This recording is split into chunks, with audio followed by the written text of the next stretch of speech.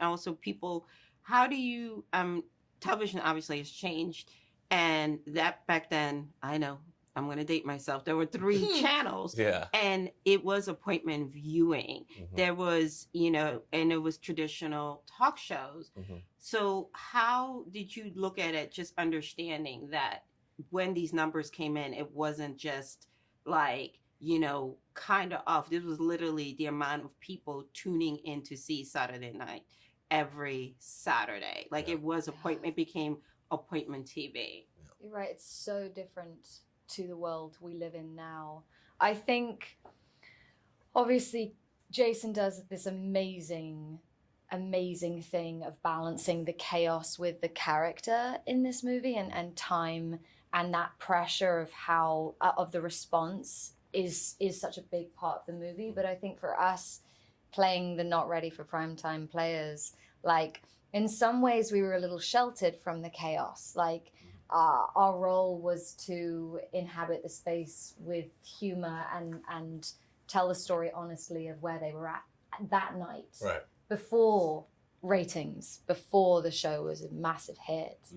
And I also would say they all have theater backgrounds for the most part. Back then, if you're an actor in New York, you were doing theater. That's what it was. So a lot of these folks came from the theater background where you're used to the pressure of a crowd being there. So you have to be on, and it has to be precise. And if you screw up, you got to keep going. You know what I mean? And I think that's the love of SNL now, is that people screw up every episode, and we as audience members, we love it. You know what I mean? So yeah, they were. I feel like they were primed for that type of environment. Yeah, and this idea of appointment TV, this is why this was so revolutionary.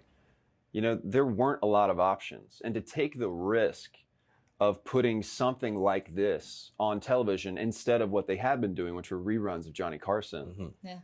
This was a very bold move, and a big risk. And this film really sits in the pressure cooker of that. This is your one opportunity to take what at the time was underground comedy, and musical acts that weren't put on prime time, and put them on one of those stations. And it's like, well, if you mess this up, this kind of ruins it for everybody. This isn't going to happen again. And so I think, Gabe does a fantastic job as Lorne, really capturing the pressure on his shoulders. Oh yeah. He's responsible for an entire generation of comedy really coming to the forefront because of what you're talking about. Generations of comedy. Truly, yeah. Thank you so much, guys. Really appreciate your time and enjoyed the movie tremendously. Thank you very much.